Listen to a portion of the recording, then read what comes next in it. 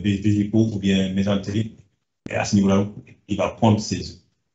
Ces œufs vont, par effraction avec ces éperons, vont perforer la muqueuse, l'endothélium vasculaire, ensuite vont perforer la sous-muqueuse vésicale, puis la muqueuse vésicale, pour aller au niveau de la lumière vésicale et éliminer dans le milieu extérieur avec les urines.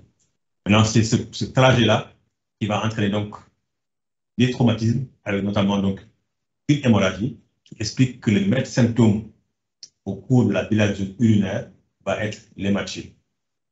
En quittant les vaisseaux sanguins et en perforant la sous-muqueuse, enfin l'endothélium vasculaire, les vaisseaux sanguins, la sous-muqueuse vésicale, puis la muqueuse vésicale. Donc ça va créer donc des hémorrages à ce niveau-là. Et donc présence de sang dans les urines, on parle donc d'hématite. La même chose se fait également avec la forme intestinale, donc au niveau de la muqueuse digestive. Donc, le périmètre fécal, comme vous le voyez ici, donc c'est ça qui favorise donc la dissémination des œufs dans l'eau. Donc, le fait d'uriner dans l'eau ou à côté de l'eau, ou bien de faire les besoins à côté de l'eau, on va libérer ces œufs qui vont gagner ces mollusques, qui vont libérer donc les larves qui vont gagner ces mollusques, et ces mollusques donc vont libérer ces minérales qui au cours, donc soit, ça c'est une femme qui est en train de faire ces activités, mais souvent on montre que souvent des enfants vont se baigner dans ces marigots, et ces minérales donc vont pénétrer, ces filtres vont pénétrer à travers la peau et être responsables de maladies, de schistosomiase urinaire. Donc, l'enfant se contamine donc au cours de ces baignades et surtout, la contamination est maximale au cours des heures chaudes de la journée. C'est là où il y a une expression plus importante des phycocercaires par le muscle et c'est là où il fait très chaud et où les enfants ont besoin d'aller dans l'eau pour se rafraîchir. Et c'est à ce moment-là donc qu'il y a une contamination. Et donc, la phycocercaire va fixer sur la peau et à travers donc, la couche cornée par sécrétion d'enzymes qui vont nous permettre de pouvoir pénétrer. Ça atteint sa maturité au niveau donc, des plexus mésentériques, aussi bien c'est valable pour la forme intestinale que pour la forme urinaire. Donc, le couple schistosome va se déplacer, notamment pour le hématobiome, vers les plexus veineux périvésicaux. Et c'est à ce niveau-là que c'est la ponte des œufs, et ces œufs donc, vont, par le éperon, traverser activement donc, les vaisseaux sanguins, puis la membrane de la vessie, pour aller au niveau de la lumière. Maintenant, si ça se fait comme ça pour tous les œufs, c'est l'idéal.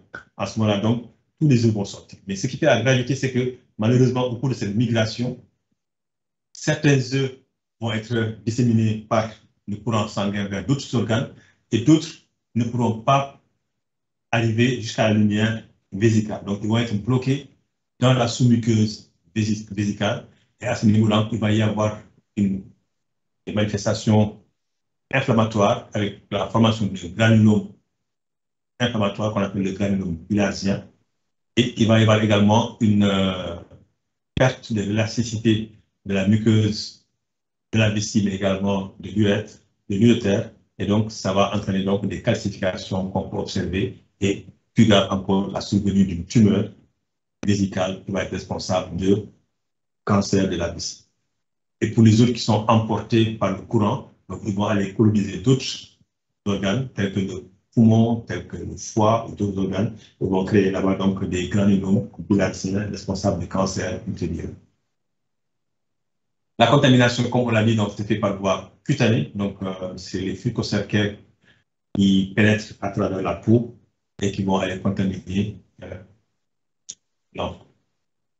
Alors, et sur le plan de la physiopathologie, les manifestations cliniques qu'on va observer, donc on va observer des signes au moment de la phase de pénétration. Donc à ce niveau-là, donc ces phycocercaires en pénétrant dans la peau vont entraîner des irritations qui vont se manifester par un prurite. Ensuite, ils vont migrer à travers donc, les vaisseaux sanguins. Ils vont être responsables de troubles cliniques et de mucosaignements qui vont être responsables donc, de l'hématurie en fragilisant donc, la muqueuse intestinale, la muqueuse urinaire et en perforant ces muqueuses urinaires. Les migrations atypiques, comme je l'ai dit, donc, vont créer des granules inflammatoires, donc, qui vont parfois, même s'il y a plusieurs œufs, vont confluer et subir donc, une évolution hyperplasique, nécrotique ou bien ulcéreuse et responsable donc, de cancer. Parfois, donc, ça entraîne donc, des scléroses qui vont entraîner donc, des réparations cicatricielles au niveau des organes et donc la perte d'élasticité au niveau de la vessie ou bien au niveau de l'urètre. En termes de clinique, donc la phase de pénétration et la phase d'incubation, donc on note sur le plan cutané, donc au niveau du siège de pénétration, des lésions à type de dermatite avec une prurite localisée ou la formation d'une petite plaque urticarienne. Et ces signes disparaissent en quelques heures à quelques jours et que le parasite traverse la peau et arrive au niveau des vaisseaux sanguins. Donc ces signes qu'on peut observer de la peau vont disparaître. Ensuite, la phase d'invasion, c'est lorsque le parasite migre dans le sang, dans les cystotomules, pour arriver au niveau des vaisseaux sanguins où il va se faire la maturation. Donc, pendant toute cette phase de migration, on peut observer des manifestations à type de fièvre, à type de céphalée, de myalgie, d'arthralgie, mais ce n'est pas des manifestations cliniques qui sont très importantes en termes d'intensité. Donc, et très souvent, ça passe inaperçu. Et l'enfant ne se plaint même pas beaucoup de ces manifestations cliniques. Mais c'est surtout à la phase d'état qu'apparaissent donc les signes de la maladie, et en particulier donc l'hématurie qui est le maître symptôme. Et cette hématurie est souvent inaugurale. Parfois, il peut être microscopique. En ce moment, donc, on utilise des bandelettes hématuriques pour pouvoir rechercher cette hématurie microscopique.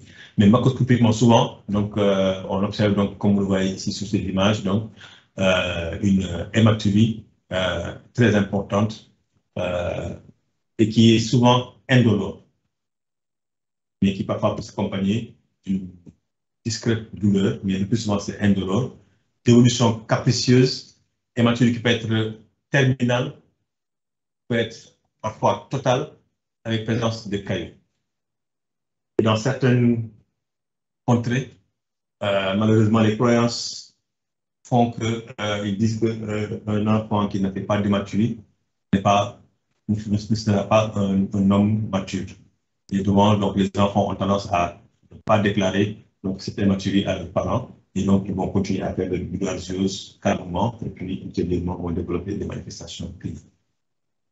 De temps en temps, on peut observer de légères douleurs cispubiennes donc, et des douleurs mixtionnelles qu'on peut observer. Et à la palpation, donc à l'examen physique, donc, on peut observer donc, des douleurs qui vont irradier vers les bourses ou bien vers la verge ou bien vers le pénis.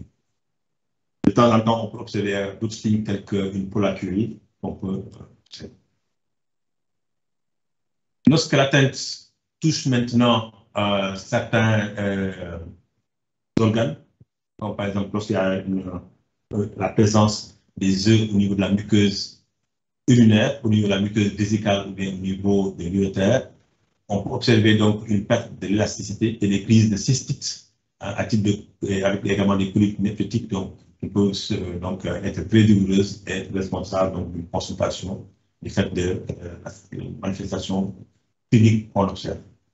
Très souvent également, il peut y avoir des complications donc à type de surinfection, donc qui peut toucher donc l'urine, peut toucher également la muqueuse urétérale, donc qui peut aller jusqu'à une sténose, donc à une hydronécrose, donc avec une augmentation en amont au niveau du rein et au niveau de la partie supérieure au niveau de l'urétère. De temps en temps, on peut observer même des fistules, donc, qui sont la conséquence d'une sclérose au niveau de l'urètre.